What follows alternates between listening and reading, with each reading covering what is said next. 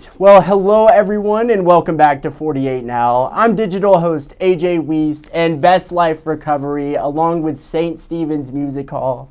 They are continuing their Sober Sundays series. If you all remember, a few months back in February, we had Sober Sundays come in. We had Evan come in. We had Stephanie come in ahead of Mike Roberts' performance. And now this Sunday, Microwave Dave, the Microwave Dave, is coming back to Huntsville. And of course, today I am joined with Evan and Stephanie again. Thank you all for coming in today. I greatly appreciate it. Having us. Thank you, as always. It's been a couple of months now. How's everything been going at St. Stephen's and Sober Sundays? Sober Sunday has just been growing. Last month it was an amazing meeting beforehand, and we're having more and more resource tables join us, and it's just been growing. That's so great to hear. And how much would you say you've raised since starting the series? So for Best Life Recovery, we've raised, I haven't tallied it up, but it's been about $250 to $450 per event. I haven't been very good at promoting, to donate, since it's a free event and it's really about awareness and, a creative space. And all the tips have gone, directly to the bartender, who's the president of the house. So serving up those alcohol-free drinks. So that's been very helpful for her to put towards her car. We spoke about it back in February, Stephanie, but for anyone who's watching at home right now who maybe didn't see that first interview, can you kind of talk about Best Life Recovery and everything you're doing here for the Huntsville community? Sure. So Best Life Recovery is a women's nonprofit sober living home. So what that means is when someone comes out of treatment for drug or alcohol addiction, then they have a safe place to go and get their life back in order. So we offer housing and support and transportation, whether you've been a nurse or a teacher or a paralegal. Sometimes going back into your home environment isn't the best environment to go back into. Sure. So having a group of women who have been through the same situation and got back on their feet is very helpful. And trying to navigate legal issues, and again, like you've usually lost your car, your license, helping with transportation and food and just everything that is involved with getting back on your feet. That's right. Yes, ma'am. And since putting on Sober Sundays for either Stephanie or Evan, has there been like a moment that really kind of touched you at a Sober Sundays event, whether that's someone coming up to you asking for help or a donation? Has there been a moment like that you can think of? There's been both. So we've had a great donation, but there's been a few women who have shown up who needed help and who contacted me afterwards. And, we since met up and, they're on their way. Yeah. So that's what, and adding the resource tables to our event, that we will be able to, help people get into treatment and give other options that are here and things that are free here in Huntsville. That's right. Yeah, I think one of my favorite moments was the very first one, because I'm used to being behind the bar and looking out and seeing people have fun and dancing and music and all of that, and then the fellowship and conversations that people have. And I'll never forget that first one that we had, and I looked around the room at all the individual tables, and there was no difference between that night and any other normal night at St. Stephen's, which made me feel that it was a success already. If you have that energy of joy and laughter and all of that stuff, and alcohol is not involved, then that's fine. Like, we're having a good time. It's good for everyone. Yeah. Exactly. Yeah. And it's refreshing to see, you can have a good time without alcohol involved at events like that, at concerts. Yeah, and that's what some people don't think. They think if they have to not drink anymore, that they're not going to have any fun anymore, and that is just not the case. It is just the beginning. That's right. And we also, we want to invite everyone. Mm-hmm. Like the only rule that we have is that we do not consume alcohol during that time. So people that do consume alcohol on a regular basis, we don't want them to feel that they're not welcome too. And I have regulars that come in there on normal nights that come to Sober Sunday and don't drink that night and have just as much fun. Mm-hmm. So it's neat. We want everyone to feel included. And family members and people that might be sober curious, or again, just not drink for whatever reason. This is a safe, fun place to come hang out on Sunday. That's right. Yes, ma'am. Well, this is where there's definitely a huge stigma about, I guess, alcoholism, addiction. I mean, being in recovery, you are breaking the stigma and talking out loud about recovery. So I am a recovering alcoholic and addict. So my sobriety date is December 27th, 2014.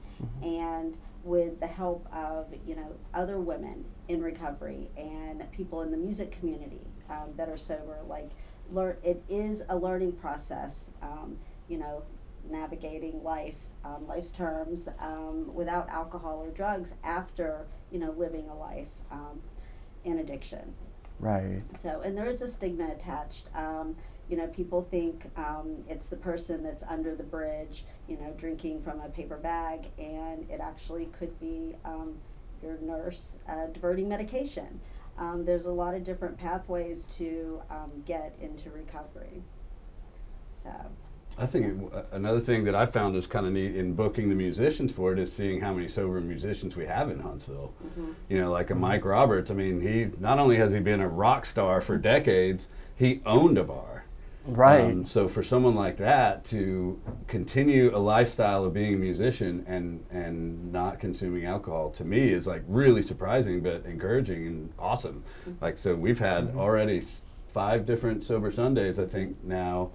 And now with Microwave Dave coming up, and then 2 or 3 past him we're already talking to. So it's just really neat to see that it's talking about stigma, not only just being a regular person and not drinking, but I mean, being a musician in that lifestyle and not drinking alcohol, you are around it until 2 o'clock in the morning around other people that are doing it nonstop. So that's been real intriguing to me.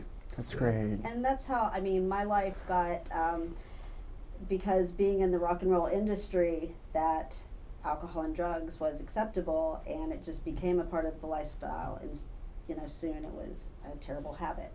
So, and it was just on a nightly thing, and then once you, once you're addicted, that's a whole, it's hard to just stop.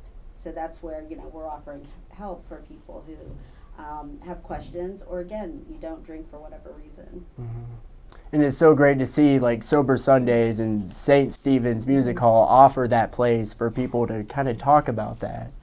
Because a lot of people don't talk about addiction. They hide their addiction. So it's so great you guys offer that opportunity for people here in the community. But you mentioned Microwave Dave coming up this Sunday.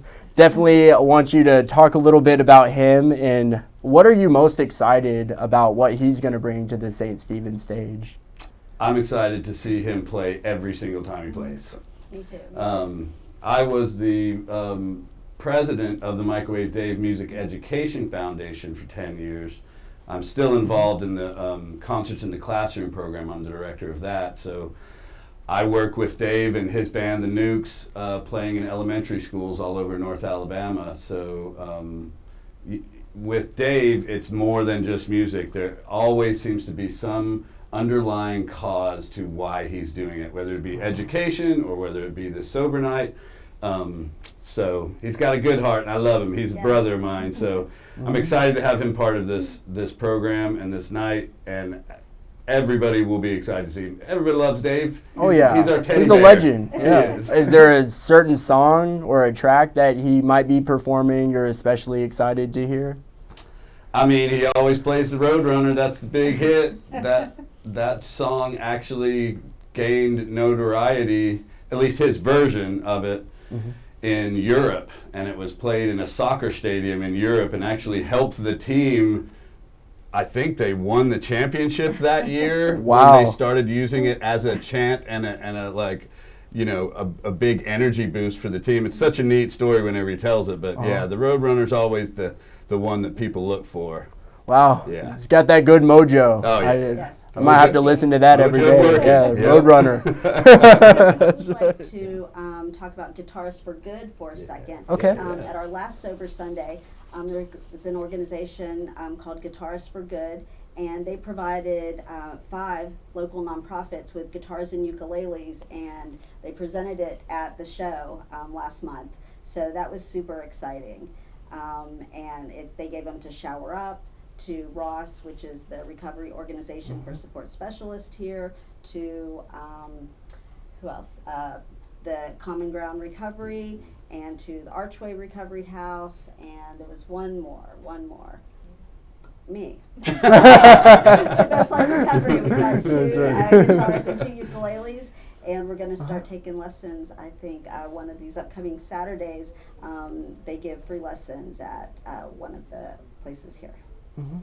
And kind of talk about those other agencies that you work with. I know Not One More Alabama, Shower Up, Huntsville. So, Shower Up is, a wonderful organization. Our organization volunteers on Tuesday mornings at the living room from 9 to 12. They can always use volunteers. Common Ground Recovery and the Archway Recovery, it's 2 men's programs. So it's similar to Best Life, but it's for men. So, and both of those organizations will have been attending Sober Sundays. So it's not just, women finding recovery, but there's, men's resources finding recovery. And then Ross is a support organization for its peer support. So they have a community center here, and they have all kinds of meetings and events and different things. So, and they have lots of swag to give away. And then there's also self-recovery. Detox will be one of the other tables that will be there. And, that's how people can get into detox. And these are things like we have that all available, all the information. So if you do have, a friend or family member that you wonder, how can I help, what can I do, we have all that information and people to talk to there. But it's a fun event, and it's very low-key in terms of, finding out this information, because I know sometimes walking into a treatment center or trying to find out information online, it's just very difficult. But here you can come and actually, talk to people and hear some music, have some alcohol-free drinks. That's right. Eat a delicious taco. That's right. Love some tacos. And well, that's all the questions I have. If you'd like to further add something, please feel free. But thank you so much for coming in today. I think you'll have all the information that anyone can contact me for any reason, but I hope to see everyone on Sober Sunday so they can actually talk to us in person, get any information they want, enjoy Microwave Dave, and enjoy the alcohol-free drinks, because we have some tasty concoctions. There's some good ones on here. There's some good ones. Yes, she's so good. Yes, She's our good. star bartender. That's right. Yeah. And anybody who wants to keep up with our calendar, ststevensmusic.com. Yeah, and we're so thankful for St. Stephen's. It's been a wonderful partnership. We're proud of it. Yeah.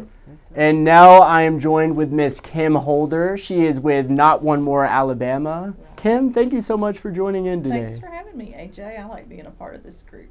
Yes, ma'am. Yeah. So kind of talk about Sober Sundays and how you got involved. Okay, so Stephanie asked us to come out and support her on Sober Sundays by setting up our resource table. Not One More Alabama is a nonprofit in Huntsville, and we serve individuals impacted by substance use disorders. We do a lot of work with families, but another segment of the population that we love to support are people in recovery. And so Stephanie had been going around with Best Life doing yellow balloon meetings, which is a whole movement, and started out in the jam band world, and it's just kind of branched off. I think now there are even a couple of yellow balloon sections at pro football teams, some of the pro teams. Bonnaroo has a tent set up that's Soberoo. And so it's just kind of growing its momentum, the yellow balloon campaign is. And so Stephanie was already doing the yellow balloon meetings before the Sober Sunday events. And so we had been toying with an idea for Not One More Alabama to have a yellow balloon table. We call ourselves the Nomads. That's And right. we know that not all who wander are lost. That's our tagline. And what we do is we just set up a table and display our yellow balloon swag. We always have a yellow balloon prominent if I remember to buy one on the way to the event. And that's just something that people can look across the venue. They can look across Big Spring Park. They can look across wherever they're at and see that yellow balloon and know that that's a safe space for anyone who's choosing to remain sober for that time period. On the bigger concerts, bigger shows, they'll have a set break and do a yellow balloon meeting. And so it's just kind of something we started out thinking about, and then when the momentum started kind of growing, now it's turned into some more things. Everybody, I think, is familiar with the Purple Cup initiative through, I think it's Downtown Huntsville, Inc., where people can walk around from bar to bar with their Purple Cup, and it has an alcoholic beverage in it. I was walking around downtown with a drink in my hand, and it was a Diet Coke. So I didn't want it to be in a Purple Cup because I didn't know who might see that and what kind of influence that might have on someone. So we came up with the idea of the Yellow Cup. Okay. And so we're going to work with Downtown Huntsville, Inc. and get Yellow Cups out to all the downtown district, the Purple Cup district, so that people have a sober alternative. Very cool. And it's great that you drew inspiration from the yellow balloon. Yeah. And I want to ask, what is the significance of the color yellow? Gosh, I don't know the significance of the color yellow. I just know that from the beginning it's been a yellow balloon. Yeah. And I think it started out with the WAFF Rats was the first Grateful Dead's following, their sober following was the WAFF Rats. And so that's what started it. Maybe they just had a yellow balloon and didn't have any other colors that day. Right. It stands out. They like the color yellow. It stands out. It we does. were in an event at Big Spring Park a couple of weeks ago that had about 6,000 people. And of all the tables and tents and setups out there, you could see ours from a mile away. So it's very eye-catching, too. So that helps. It is. Yes, ma'am. And Kim, you mentioned not all who wander are lost, your tag. What does that statement mean to you? Well, to me, it means that just because somebody's veered off the path through their life doesn't mean they're lost. I think everybody has a right to recover, and I think everybody has a right to recover out loud. So that kind of goes back to the stigma that you were talking about earlier. You know, I can be a voice today with a little over 12 years of sobriety for people who may not have found their voice yet, or for people who have lost their voice. And to me, you know, that's worth everything I do in a day, to be able to stand up and proudly say I'm a person in long-term recovery. And if I can say it out loud in front of enough people, then somebody's going to hear it that needs to follow that path as well. And they'll see that it's not such a difficult journey after all. So they can wander and wander, but they're never lost, you know? That's right. And what is some advice you would give to someone just now starting their recovery journey? I would say probably the biggest positive influence in my recovery has been the community I surrounded myself with. You know, I got sober through a program of recovery where fellowship was a huge part of that program. But also, aside from that, I make sure today that my circle is a circle of people who have my back no matter what. I work with some amazing individuals. My family is very supportive of my recovery. And so, you know, you don't necessarily have that immediately in sobriety. Everybody's still a little mad at you sometimes. But you can find your people. They're out there. You know, there are programs of recovery from that every aspect of life now. There used to be, I think, just a very straight path from addiction and alcoholism into recovery, and now there are so many different pathways. But one of the biggest features in every pathway is the community. So that community involvement.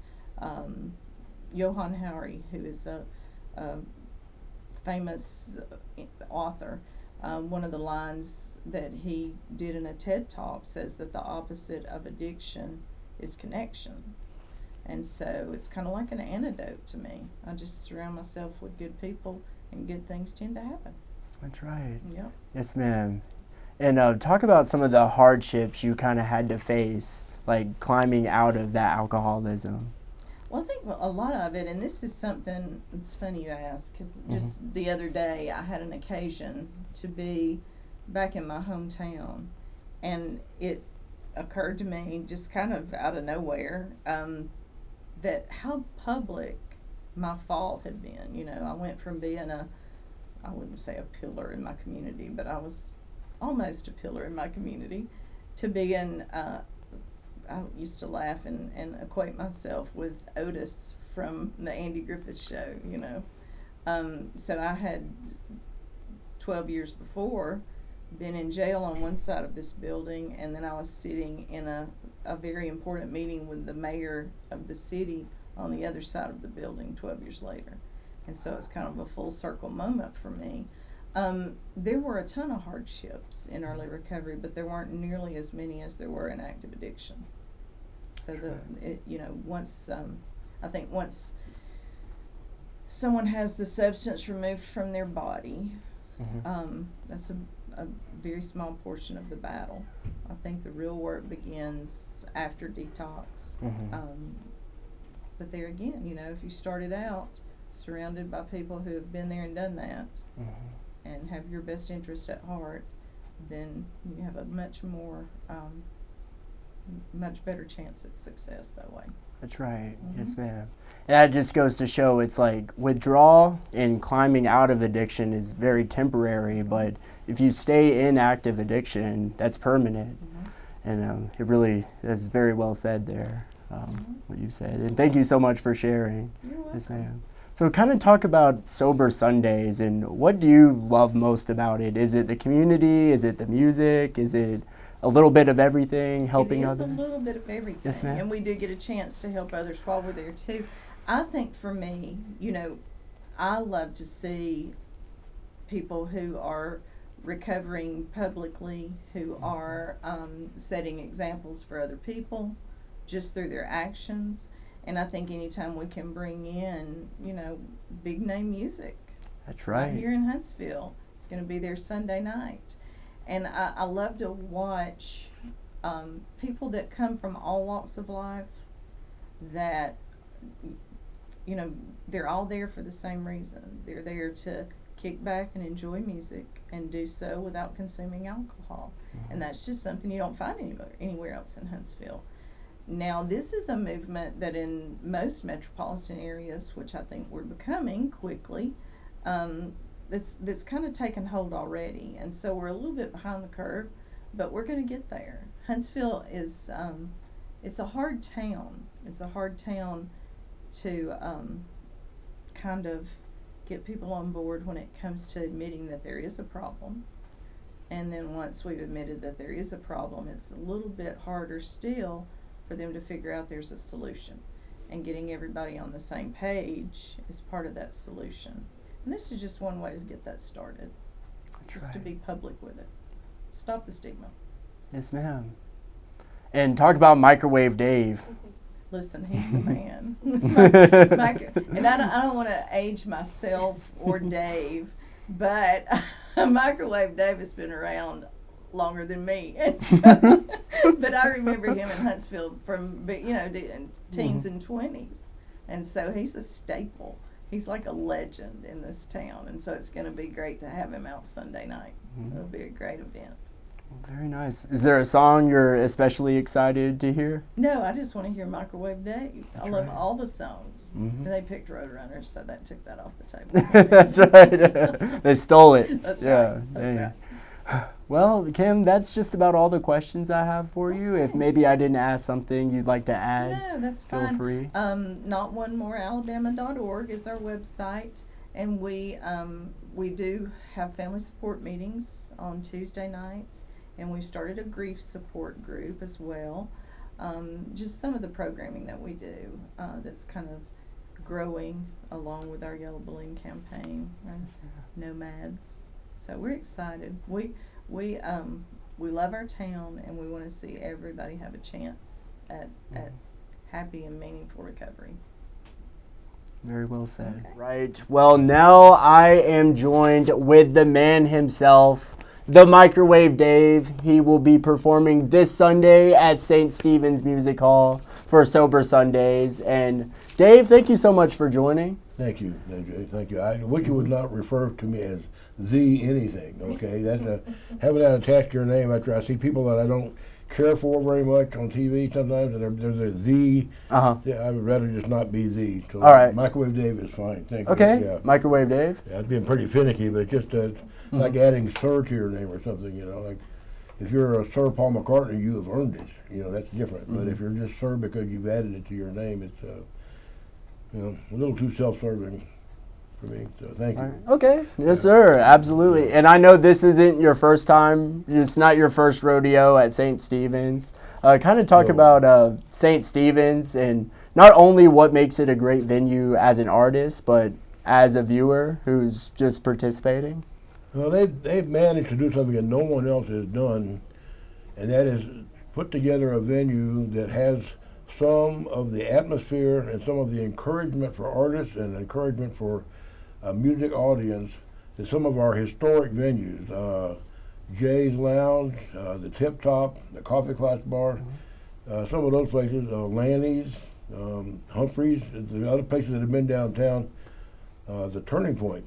These were places that were back in the 80s and the 90s that were the places to go. And in those days, the economy and the public support for music was so good that you could have named bands playing against each other in different places 3 or 4 nights a week. And you had to decide where we're going first. Well, first let's go to Lanny's and see this group. And then let's go to the Tip Top and see this group. So you end up driving to 3 or 4 places and paying 3 or 4 cover charges to get in and support these bands. And that's the way Huntsville was back then, because the music audience was just absolutely set on not missing anything. People were devoted to seeing whoever came out. It's different now. Music has lost some of its commodity status, I think, in some ways, but then everything changes. You know, you can't regulate or rule demographics. They happen on their own like nature, and you have to kind of just go along with them when they do.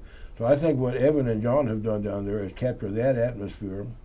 It's really an elusive quality. It's hard to even name, but when you go into place, you feel it. And when you go to play there, it's just a very natural place to make music. And they've got a good sound system, and they've got an audience that knows exactly how much to talk, exactly when to talk, and when to be quiet. And it's like, that's something you could used to do in the Coffee Klotz back in the day. They would bring someone in like Maria Moldauer, who was way too expensive for the venue to play for the show.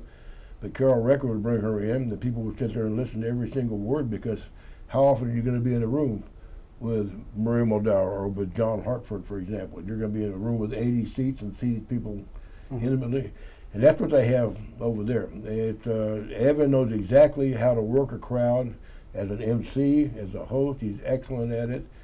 And they've made just a great, comfortable spot. So, and for me personally, I spent my whole life being a loud electric musician, playing in bands primarily. Shifting to solo work was frightening, but I did it by using a looper and still having an electric guitar. So now I go in there with my acoustic guitar, and it's almost like going in there with your pants off. You know, you feel really awkward when you're used to having, you know, all the support from sound and everything. Right. So it has allowed me to develop what I think is a necessary part of my continuing to be able to entertain at this age, to be able to walk in with nothing but a guitar and get up there and just play and sing. I've never been a singer or songwriter. I'm just not one of those kind of people. But I'm learning how to pretend that I am.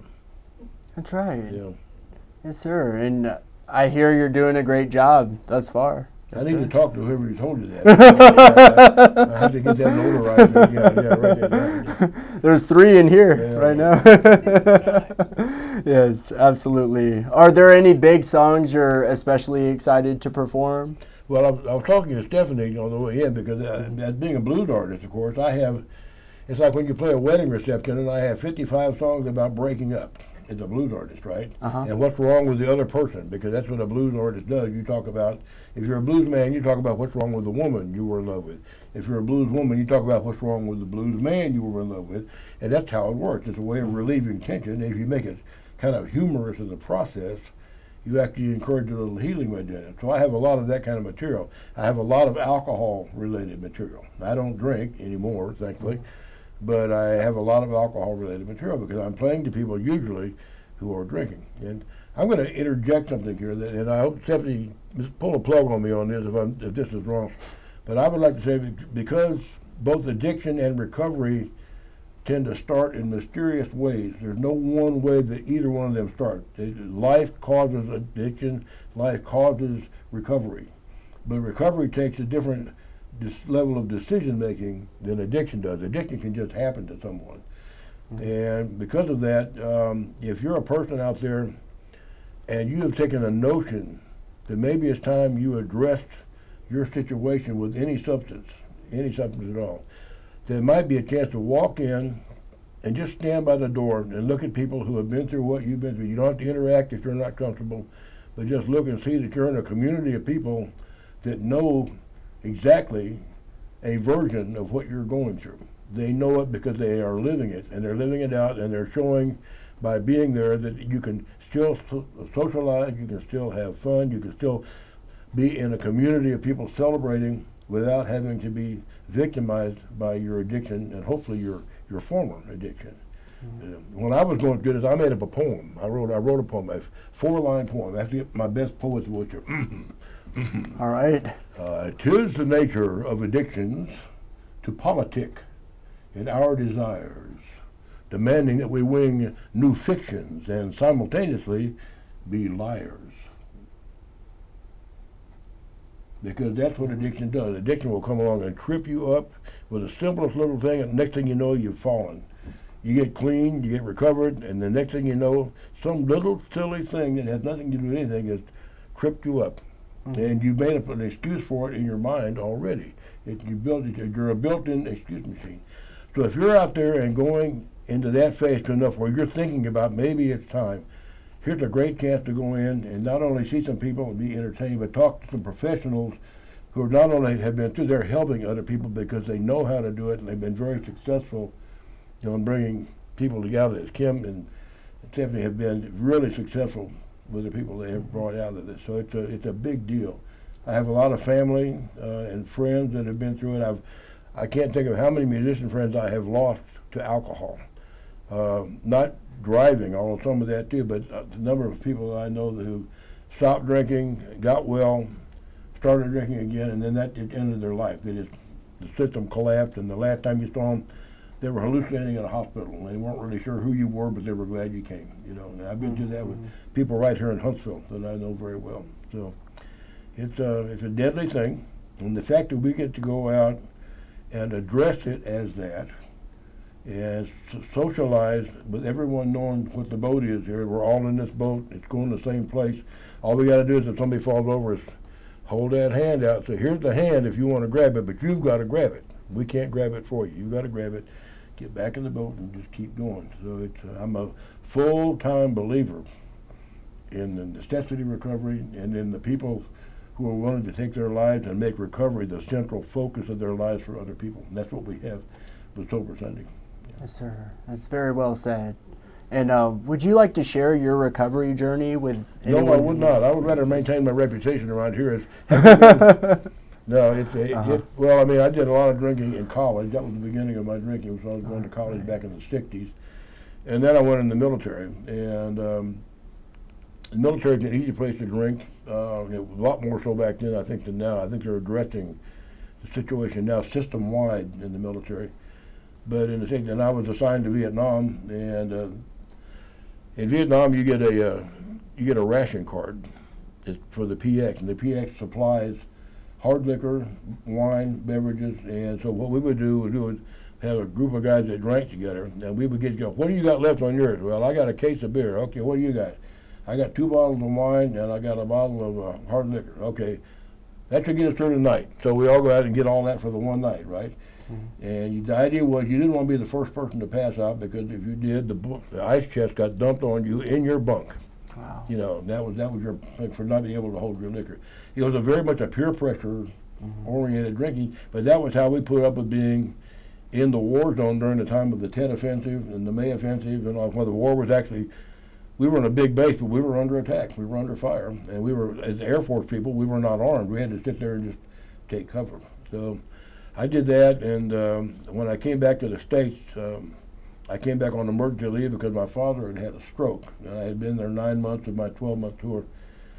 And when I came home, that was a pretty big shock, and I was waiting to be sent back, which was supposed to happen, and I didn't get orders, and I found out I was being reassigned to Langley in Virginia. I was doing intelligence work, and I got reassigned to Langley, so I never went back, so I didn't have to step back into that same role with alcohol that I had over there. So I had the shock of my father's dying, and that can be a very motivating thing to launch someone into recovery. Something that changes the structure of your life can be a great building block, and that was for me. So that started right there. And from then on, it's been, I was in and out for a while, but I just reached the point where it was not servicing anything that I wanted to do to be involved with alcohol. And then working in nightclubs 6 nights a week, you see people at their worst, you see people at their happiest, you see people at their, people who are absolutely not capable of being trustworthy, and yet they're maintaining so well you don't even know. They're I guess, a functional alcoholics, they call it. Mm-hmm. You can't really tell what they're going through. So I've seen all of that, and I've seen disasters happen right in front of us, and I've seen miraculous saves and cures. I've seen people come back 6 months later, dried out and ready to go, and they just keep going from there. Mm-hmm. So it's a never-ending story. 'Cause once you've had your own recovery story, yours becomes part of all the recovery stories. It's a big deal. You may not be out talking about it, but you're certainly around people when it comes up, and you can lend a sympathetic ear, and you can kind of get people like, yeah, I know where you are. We've been through this, and I've been through this too. Mm-hmm. And if they're really lucky, they get people like Stephanie and Kim, who are there to steer them through the tricky parts and to catch them if there's a little. It is the nature of addictions, the politic in our desires, and demanding that we wing new fictions and simultaneously lie to ourselves, make stories up to ourselves so that we will go ahead and go right back into it. So it's a big, big deal. And I think Sober Sunday is just an outstanding idea. That's right. So again, if you're thinking out there that maybe this is the time for me to think about this, here's a chance. You just step in the door, hear a little music, see some people who have been through what you've gone through and what you are going through, and maybe if they did it, maybe I can do it too. And if you want to talk to one of them, I guarantee you they will take a minute with you, no question about it. And it's like what you're doing. You're using your past addiction to help others, which is very great to do. But I also want to touch on, as a musician, talk about music and how music can serve as the ultimate healer for people and get them out of a dark place. Music has a job. Uh-huh. Music has a role in life. It has a role in society. It has a role in spirit. It has a role in love. It has a role in every aspect of everything. And it's so easy to get involved in the 20th century, 21st century version of popular music, especially that sprang out of the United States and then took over the world. Rock and roll became an industry that, because it made so much money, and of course, England, the Beatles, they capitalized on that, and they took it another place yet. Mm-hmm. You think of all the things that have happened, and that becomes the focus. You have to become a part of a money-making foundation for a corporation of people that are back behind you. You have stockholders, you have accountants, you have bookkeepers, you have managers, you have people putting deals together, lots of attorneys and things like that, and your job is to keep all of them functioning well by the fact that you go on stage and sell tickets. And if you ever do anything that stops you from selling tickets, you release an album that's a little different from what people expect, or you give a performance that people think you're not good enough, or you say something really stupid that gets repeated. And of course, to nowadays in the internet age, you say something stupid and you have 10 seconds of peace before it's everywhere. It's everywhere all at once. So that's the industry version of music. The other version of music is sitting with somebody playing an instrument and singing, or sitting with somebody and listening to them play an instrument and sing, and allowing that to affect how you feel, because music has a way to get inside that nothing else does.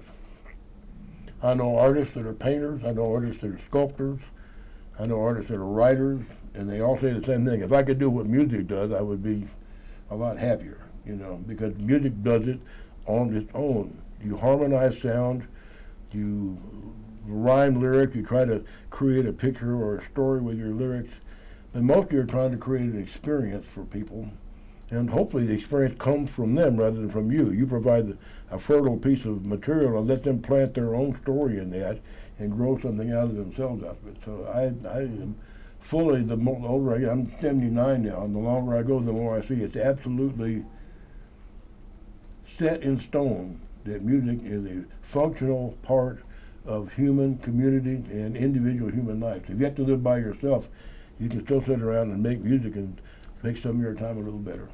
That's right. And I definitely think the latter is real music, absolutely. And talk about kind of how blues music and how you are allowed to make music freely the way that you do nowadays.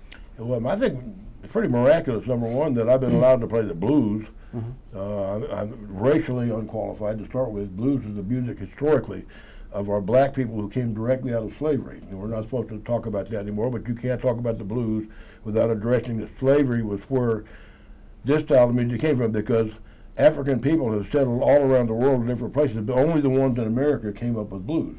There's all other kinds of music everywhere, but blues and jazz grew out of America, and the experience of coming from slavery and coming out and slowly working your way up. But when I tell the kids in school, we do the program in school, and I talk about where it came from, I say, what do we have that slaves did not have? And they look at me without knowing what to say, and I say, we have options. Every day we have options in life. Maybe what shirt we wear, maybe what we eat for breakfast, maybe what we want to do after school. Slaves were not people with options. They did not have options. Every day was directed daylight till dark, and they had a little time off maybe on Sunday. So with that being the case, they grew a form of music that allowed them to express whatever they could and create a little bit of good feeling sitting around on the back porch, maybe in an evening and maybe on Saturday night or whatever they could do. And so out of that, and I got attracted to it, this is another long story here, but I was in Houston, Texas, and about age 10 or age 11, I started piddling with a ukulele, and then I broke my ukulele. I stepped on it and broke it, and I got my dad's guitar out of the attic. My dad couldn't play, but we had a cheap guitar, and my mother played ukulele, so she showed me how to play the ukulele chord on the guitar so I could keep playing. And with two friends of mine, were 5th and 4th graders, right? We went to a double feature monster movie in 1957. And back in those days, you didn't see monster movies on television. They didn't have them.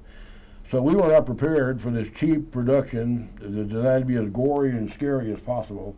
And with a double feature in those days, you always had the lousy movie first. You had to go through the lousy movie to get to the good movie.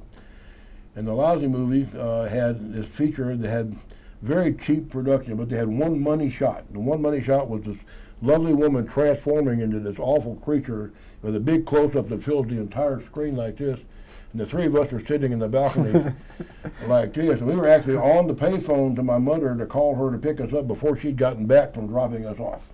We said, "Come with us, we were frightened. I mean, just all three of us just frightened. We couldn't deal with this image that was so big and so powerful. And I couldn't sleep for about 2 years after that. I could not sleep at night. I was scared to sleep. And so I would get I had a little table radio, tubes and all that. I would put it right next to my ear, and I would turn the volume as low as it could go, and then I would turn the dial real slowly. And you could pick up all kinds of things. New Orleans, okay. Kansas City, wow. Chicago, wow. All these places.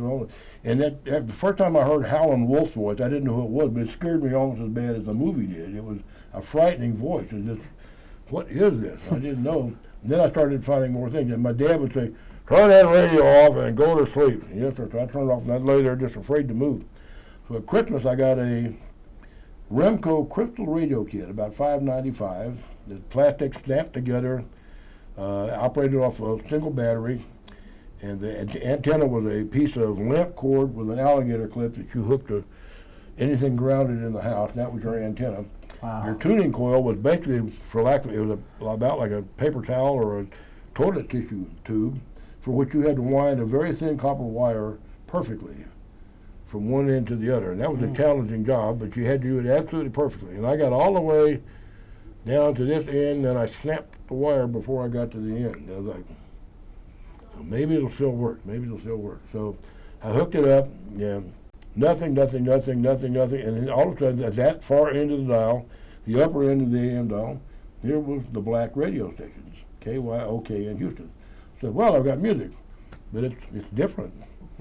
And so when my dad would make me turn the radio off, I would put the little earphone in, and I had live blues jockeys all night long playing blues. So I was hearing B.B. King, Arthur Prysock, the legends, Albert Collins, all these guys back then. They were really big people, and the disc jockeys were crazy. I mean, they were as entertaining as anything. They could do whatever they wanted to do that hour of the night, and there was no way to be lonely or afraid with all that going on in your ear. And the music was excellent. The music was really good. And you'd lay there and you'd find yourself just moving. You couldn't help yourself but move to it. And then I would fall asleep. I'd wake up in the morning and the gospel show would be on in the morning. And that was very rousing music too. So that was about 2 to 3 years I was sleep learning blues music without knowing what I was doing. So by the time I started playing, and somebody said, hey, I got this song here by Lazy Lester, you probably don't know. I said, oh, Sugar Coated Love. Yeah, how do you know Sugar Coated Love? Well, it was on the radio when I was a kid. So I already knew the songs, so I was able to just jump right in with these bands and play these songs because I knew them already. So that was an asset that came out of that I wouldn't have expected in life. It's really a big part of how I got started as a musician playing, and that's really why I've always stayed as close to the blues as I could. No matter what I was playing, I've always tried to stay close to it. That's right. That's an awesome story there. It gets longer every time I tell it. That's the problem. Yeah. But Microwave Dave, what are you most excited about this Sunday? Well, being with these people, number one, people you get to play with people you love, and that's really great. And then you have the chance to know that you're going to be out there helping entertain some people that have come to a degree of conquering a big issue in their lives, and they're out there to celebrate that. And they know now better how to celebrate that without being at risk of reactivating addiction. They've got that. They've also got the support of their community and friends with that. They can turn to somebody and say, wow, I'm starting to feel like, and they say, well, come with me. We'll sit down and talk it out, and that's it. The old sponsorship idea. And so I love that, and I love playing anywhere Evan is. Evan is a natural-born host, raconteur. People don't realize that Evan Builder is the one who started the Friday night concerts down at Low Mill. He's the one that came up with that idea. And he started that thing with a record player and a case of beer. That's for there was nothing to do on a Friday night, and then so he put a case of beer, and there was nobody out, and they came up. That's all the Friday night concerts that still take place started because of Evan Builder. It was his idea. Wow. He's that kind of a guy. He thinks of that. He thinks more than just of himself when it comes to entertainment. He thinks of other people who will enjoy this, who might be having fun. He's got that thing built in, and you ought to see him with the kids. When we do the shows with the kids, you ought to see how well he relates with the kids. They love him. Yeah. Wow. What kind of record player was it? I don't know. I wasn't there. I was born Battery powered. Battery. Yeah. Wow. Well, then he started bringing in bands, bringing in local bands, or maybe a singer, probably a solo artist first, a guitar player too. And then the band started wanting to come in. They started booking bands. Then he started getting a budget to book bands. Then they started, just getting more and more people. Because people come out and bring their kids. They can sit in the back, and their kids are playing in the front, and the band's up here. And it's like perfect parenting on a Friday night, and it was free. It didn't cost anything. It was a miraculous concept, really. And that's about as much of the spirit of Huntsville and music. I think we can talk about Huntsville as a music city, but that's a whole lot of it summed up in one event. It's still going on because he started it up on one Friday night. That's so cool. Wow.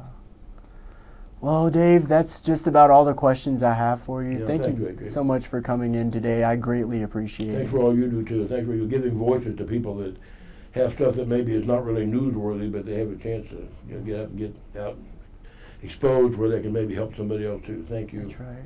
It's a very important event for the entire community for sure, and I appreciate all of you guys for doing what you're doing. If you're watching at home right now, you know where to be this Sunday, St. Stephen's Music Hall. See Microwave Dave perform. You're just not going to want to miss it. Gates open at 5 o'clock, and then it will continue on until 8. But Microwave Dave, thank you so much. Thank you, Adrian. Yes, sir.